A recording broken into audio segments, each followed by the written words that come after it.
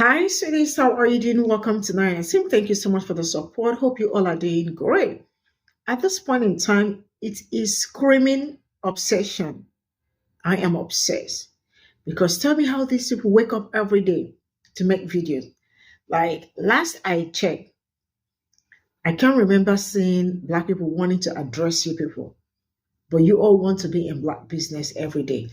Please, my people, I need your honest opinion.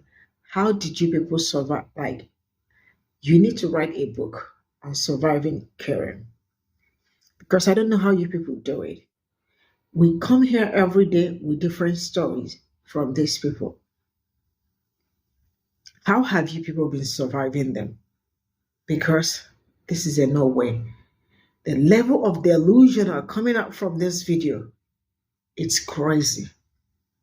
And who actually made them the superior rate? Like who actually woke up to tell them this? Because they know they're lying. My people deserve award. You all deserve to be given award every day because surviving these people is like surviving plague. You heard me right. I am glad that people are also saying what you all are passing through. Because if I say went through, it looks like it's no longer happening because it is still happening. Let's get into this video. Dear Black people, could you stop making videos that say, Dear white people, if you don't have a problem with people that look like me, would you be my friend? Racism died with Gen X. As a widespread issue, that was boomers. It died with Gen X. Most of us are grandparents now, and apparently you didn't even notice. Like, we put in the work. We stopped judging people by the color of their skin, and you didn't even notice. But now we feel your judgment all the time, and we're tired of walking on eggshells because we know there's a very good chance that you probably have a problem with our skin color, and because you assume that we're racist while you're being racist. It died down so much that now youth, a lot of white youth, uses the N-bomb. I can't imagine doing that. I can't. It hurts me, but they use it casually. It's not because they're racist. Nope. It's because it's a huge part of pop culture, and it has been for 30 years, over 30 years, since hip-hop went mainstream, since gangster rap went mainstream, and the word was everywhere. And kids today are baffled by racism. They think it's so stupid that it's laughable. Yet there's a word that is ubiquitous in pop culture that a large percentage of the population just isn't permitted to use. They don't understand that. They think it's ridiculous, so they rebel against it, as kids do when they don't understand something and they see it as ridiculous and dumb. You can feel how you feel about that. I feel how I feel about it. I don't like it at all. I taught my kids to never say that word because it was a word that was created for hate. But the word has changed, I guess. I can't change the way I view it, but for them it's changed. Dear Black people, oh, I love you. I love your culture. I love your swagger. I love your hair. I love how you can speak with roundness while I speak in squares and triangles. But I also love my culture, and I love my hair, and I love my skin, and I love your skin, and I love our differences and our commonalities. And it's time to heal. If you don't focus on healing how you view white people and then how you view yourselves in relation to white people, because the superiority complex only ever masks an inferiority complex, then we're going to be doing a civil rights movement for white people in like 20, 30 years. And I know some of you would like that. But that just says that you're the racist now because white people aren't the racists anymore. And I'm not saying there isn't a single white person who's racist. There's assholes in every group and every color. But the majority of us left that with our parents or grandparents. It doesn't even make sense to us. And we don't need to feel guilty about what our ancestors did because we're the ones that fixed it. It's over now. Unless you want to perpetuate it. Hey, I'd like to take a minute to talk to my fellow white people. There's been a lot of talk this week about black fatigue, and not the actual black fatigue, but white folks being sick and tired of hearing about things like racism. And I saw that people are saying things like, all you want, I guess black people or anti-racist white people, all you want is for us as white people to hate ourselves. And I want to help you understand that really isn't it. You shouldn't hate yourself. The reason you should if you're going to hate yourself, it isn't because of our country's history of racism and slavery perpetrated by white people. Okay, that is not why you should feel. No one should feel bad about being white. No one should hate themselves. Once you understand how that history has caused generational trauma, how it is still contributing today greatly for so many black and brown folks in this country. Not all people, but what about Oprah? But what about people who haven't been?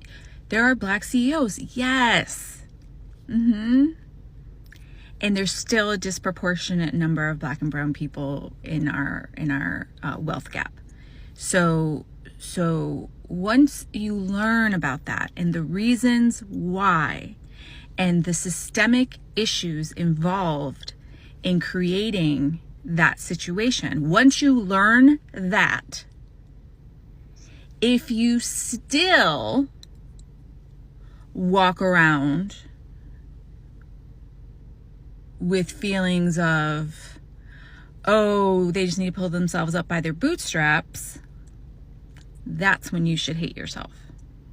When you've been informed, when you've been educated, and you decide to willfully ignore that, that is when you can feel terrible about yourself, because you've been given an opportunity to learn and grow and develop compassion and empathy for people in our country, and you're choosing not to. You're choosing not to. I'll take a truly ignorant person over the willfully ignorant any day. White exhaustion is being on the bus to work and watching two white crackheads fight over a rock.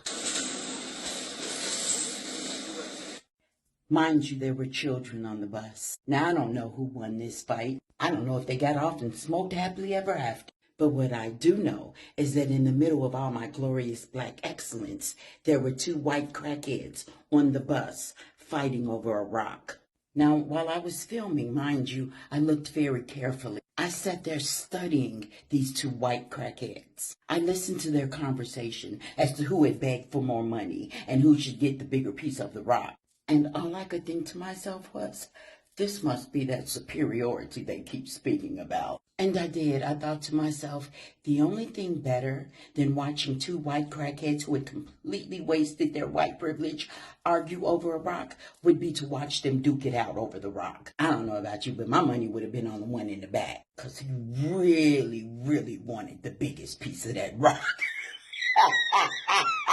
White exhaustion is being on the bus to work and watching two white crackheads. Tag me in, sis. This came across my social media feed today, and you are not going to believe this. White people, we are exhausted from watching white women get with their sister's man and get pregnant, even though their sister is also pregnant by the same man. But you are so proud because the man left the sister who is pregnant with his baby to be with you. And you're so proud that you are taking pictures of your pregnant belly with your sonogram pictures to show the world how ratchet you really are. In addition to that, you're excited that you and your sister are pregnant from the same man, because then you and your sister will be raising your kids together. This some ratchet ghetto ass shit right here.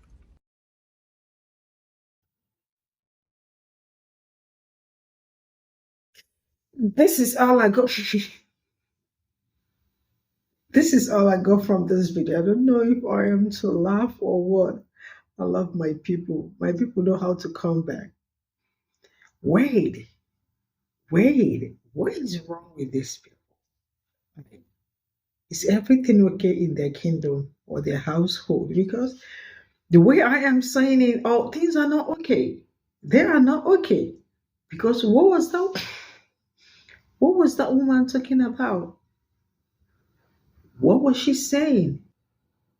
Hi, say no more. How did my people meet these people? And how have you people been living with these people all these years? How? Sincerely speaking, Black people deserves, like, each and every one of you deserve, and you deserve an award. When I say award, for surviving them, because that is actually a course on its own. It's like going to college, right? Or going to a technical school or something like that. What did I just hear her pew? No, ma'am. Of course, you do not like anything. It's obvious you do not like anything about Black people. This one is saying, I like your hair texture. I like your this thing. There is superiority. And who said you are superior? Who gave you that title? Superior one? Huh? Mm. I don't know how they got that superior whatever. But sincerely speaking, these people really need to do interest. Like, huh, they need to. Oh, I almost spoke my language. Like, I was just about to like switch, but it's all right. Whoa, man, my people, you all have really been. You have endured a whole lot, and it's obvious. I see it. My duty is to make sure that other people get to see it. Enough of all this media PR. Now we can talk about it. We can spread the word. We can talk like we have to spread the word, right? Not the word. We have to spread the word. People need to see it, how you all have been living. That's crazy. Shout out to Sister Tabitha. Shout out to the other beautiful sister too. You all killed it. God don't like ugly. Bye for now.